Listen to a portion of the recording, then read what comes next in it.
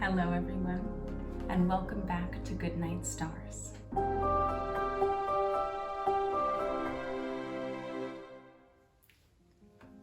You're joining me for part 2 of The Snow Queen by Hans Christian Andersen, and this story was the inspiration for Frozen and for the character of Elsa, who is the Snow Queen. So this is the real-life storybook Elsa, even though the story of Frozen is a little bit different.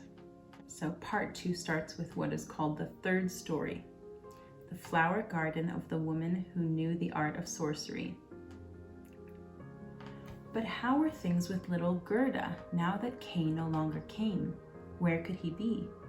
No one knew. No one had anything to tell. The boys could only say that they had seen him tie his small sledge to a magnificent large sleigh that drove off into the street and out at the city gate. No one knew where he was. Many tears were shed. Little Gerda wept profoundly and a long time. Then they said that he was dead, had drowned in the river that ran close to the city. Oh, these were drawn out, dismal winter days. Then the spring came and the sun grew warmer. Kay is dead and gone, little Gerda said. I don't believe it, the sunshine said. He's dead and gone, she said to the swallows. I don't believe it, they answered. And finally, little Gerda didn't either. I'll put on my new red shoes, she said one day. Kay's never seen them, and I'll go down to the river and ask it. It was quite early. She kissed the old grandmother who was asleep, put on the red shoes, and went all out on her own to the city gate, to the river. Is it true that you have taken my little playmate? I will give you my red shoes if you will return him to me. And the waves, she thought, nodded so strangely. Then she took off her red shoes, her most precious possession, and flung both of them out into the river. But they fell close to the shore. And then the small waves bore them back to her on land. It was as if the river did not want to take the most precious thing she owned because it did not have little Kay. But she now thought that she hadn't thrown the shoes far out enough, so she crept into a boat that lay in the reeds, went right out to the farthest end, and threw the shoes out. But the boat wasn't fixed to anything, and this movement of hers made it start to glide away from the land. She noticed this and hurried to get off, but before she could escape from the boat, it was a couple of feet out and now slipping faster away. Then little Gerda felt quite scared, and she started to cry, but no one heard her except the house sparrows, and they could not carry her back to shore, but they flew alongside it and sang as if to comfort her. Here we are, here we are. The boat drifted with the current. Little Gerda sat quite still in her stockinged feet. Her small red shoes floated behind, but they couldn't reach the boat. It started to move faster. It was beautiful on both the shores. Lovely flowers, old trees, and slopes with sheep and cows, but not a single person in sight. Perhaps the river will carry me to where little Kay is, Gerda thought, and that put her in a better mood. She sat up and gazed for many hours at the beautiful green shores. Then she came to a large cherry orchard where there was a small house with strange red and blue windows, not to mention a thatched roof, and outside 2 wooden soldiers that presented arms to anyone sailing past. Gerda called out to them. She thought they were alive, but they didn't answer, of course. She came quite close to them. The current brought the boat straight in towards the land. Gerda called out even louder, and then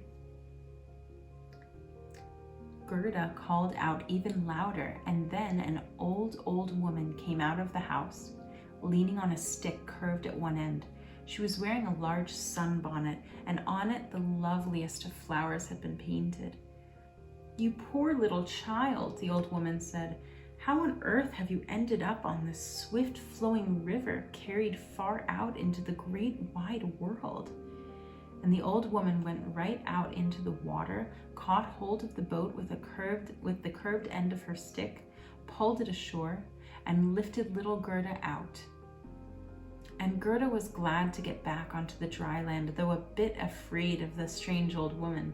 "Come and tell me who you are, and how you came to be here," she said. And Gerda told her everything.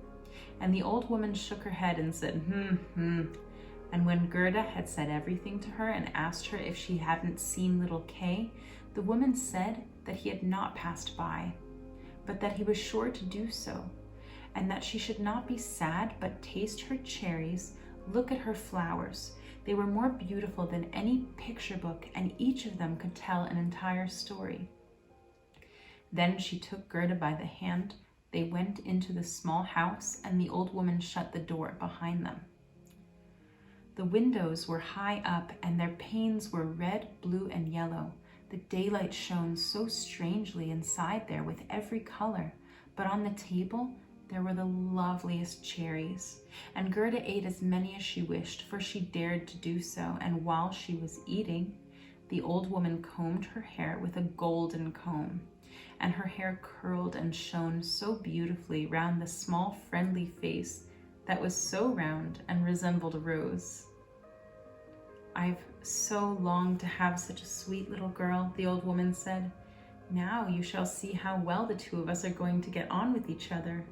And she combed little Gerda's hair. Gerda forgot more and more of her playmate Kay, for the old woman was a sorceress, but not an evil one. She only did magic for her own pleasure, and now she wanted to keep little Gerda. That was why she went out into the garden and stretched her curved stick out towards all the rose trees, and no matter how beautifully they were blooming, they all sank down into the black earth, and no one could see where they had once stood. The old woman was afraid that when Gerda saw the roses, she would think of her own and remember little Kay and run away. She now led Gerda out into the flower garden. Oh, what a fragrance and what loveliness! Every conceivable flower, and for every season of the year, stood here in all its glory. No picture book could be more many-colored and lovely. Gerda jumped for joy and played until the sun set behind the tall cherry trees. Then she was given a lovely bed with red silk duvets that were filled with blue violets, and she slept and dreamt in it as sweetly as any queen on her wedding day. The next day she could play again with the flowers in the warm sunshine, and many days passed like this. Gerda knew every kind of flower, but no matter how many there were, she felt that one was missing, but which one she was unable to say. Then one day she was sitting looking at the old woman's sunbonnet with the flowers painted on it, and the most beautiful of them all happened to be a rose. The old woman had forgotten to take it off her bonnet when she spirited all the others down into the ground. But that's how it goes when one hasn't collected all one's thoughts. "What's this?" Gerda said. "There aren't any roses here." And she sprang in between the flower beds, searching and searching, but there were none to be found. Then she sat down and cried. But her warm tears fell precisely where a rose tree had sunk into the ground, and when the warm tears watered the soil, the tree shot up again, as much in flower as when it had sunk down, and Gerda embraced it, kissed the roses, and thought of the lovely roses back home. And when she did so, she also thought of little Kay. "Oh, how long I've been delayed," the little girl said. "I was on my way to try to find Kay. Don't you know where he is?" she asked the roses. "Do you think he is dead and gone?" "He's not dead," the roses said. "We've been in the ground where all the dead are, but Kay wasn't there."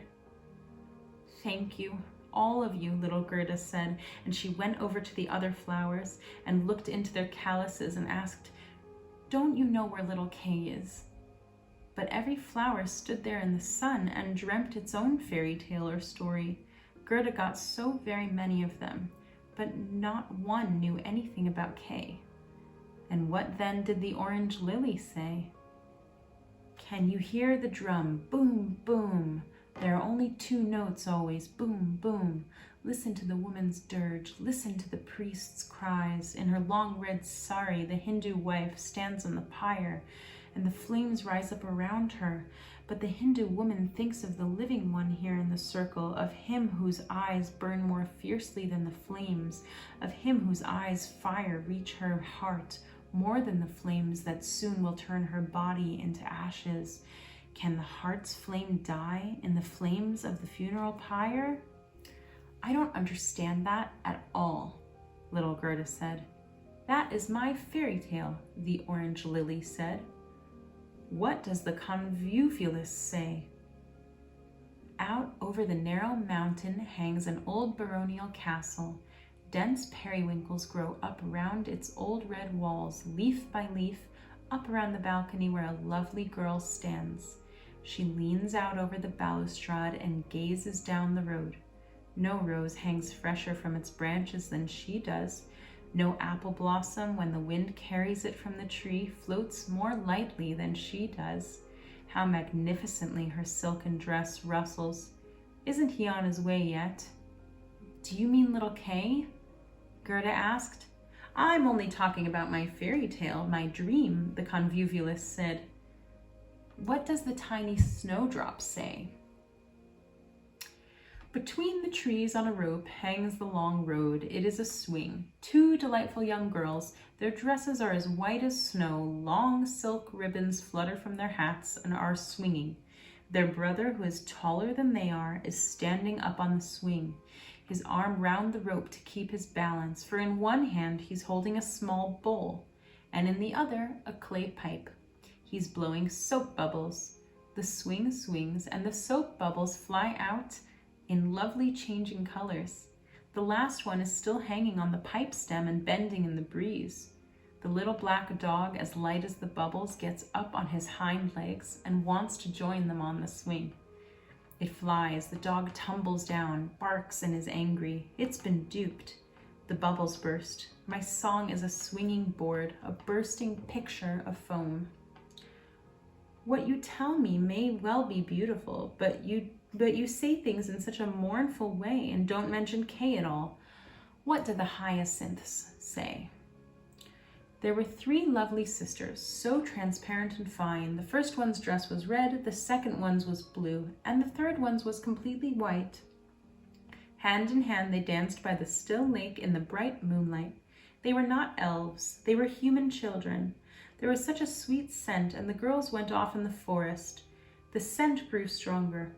3 coffins in which the lovely girls lay down glided out from the thicket across the lake.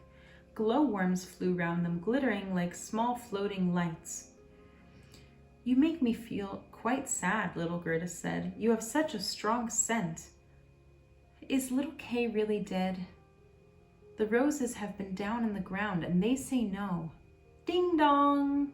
The bells of the hyacinth ring. We do not toll for Kay, him we do not know. We are just singing our song, the only one we know. And Gerda went over to the buttercup, which could be seen gleaming among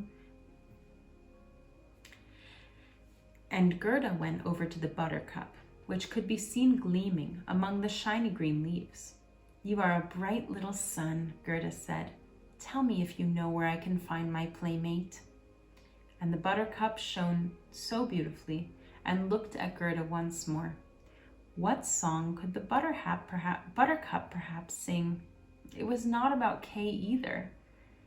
Down into the small yard God's sun shone so warmly on the first day. Its rays slid down the neighbor's white wall, close by the first yellow flowers that were growing, gleaming gold in the warm rays of the sun. Old grandmother was outside in her chair. Her granddaughter, the poor lovely maidservant, came home on a short visit. She kissed her grandmother. It was gold, the heart's gold, in that delightful kiss. Lips touched with gold, heart made of gold, gold on high, ere the day is old. Now that was my little story, the buttercup said. My poor old grandmother, Gerda sighed. Yeah, she's sure longing for me, worried about me as she was for little Kay. But I'll soon be back, and I'll have Kay with me. Asking the flowers isn't any help. All they know is their own song. They can't tell me anything. And so she tied up her little skirt so that she could run faster. But the narcissus struck over the leg as she jumped over it. Then she stopped up, looked at the tall yellow flower and asked, "Do you know something, perhaps?" And bent down to it. And what did it say? "I can see myself.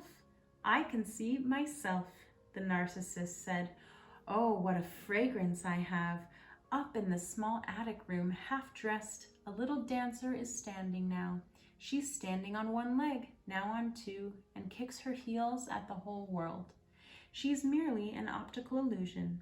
She pours water from the teapot onto a piece of clothing she's holding. It is her bodice. Cleanliness is next to godliness. Her white dress is hanging on its hook. It has also been washed in the teapot and dried on the roof. She puts it on, the saffron yellow scarf round her neck, and then her dress gleams even whiter. Leg in the air, see how she struts on one stem. I can see myself, I can see myself." "I don't care about that," Gerda said. "That's nothing to tell me about." And then she ran to the edge of the garden. The door was shut, but she wriggled the rusty hasp till it came loose, and the door sprung open, and then little Gerda ran off on her bare feet into the great wide world. She looked behind her 3 times, but no one followed her. Finally, she couldn't run any longer, and she sat down on a large stone, and when she looked around her, the summer was over. It was late in the autumn, that she had not been able to notice in the lovely garden where there was always sunshine and flowers of every season. "Good Lord, how delayed I am," little Gerda said. "It's autumn already. I daren't rest for a moment." And she got up so as to continue. Oh, how her small feet were sore and tired, and everything around her seemed to be cold and raw. The long willow leaves had turned quite yellow, and mist dripped from them in the drops of water. One leaf after the other was falling. Only the blackthorn still had fruit on it that was so sour it made one purse one's lips. Oh, how gray and heavy it was in that great wide world. Thank you for listening to part 2 of The Snow Queen by Hans Christian Andersen. Until next time, good night, stars. And if you're enjoying this story, subscribe and hit the bell, and you can continue to go on this frozen journey with me.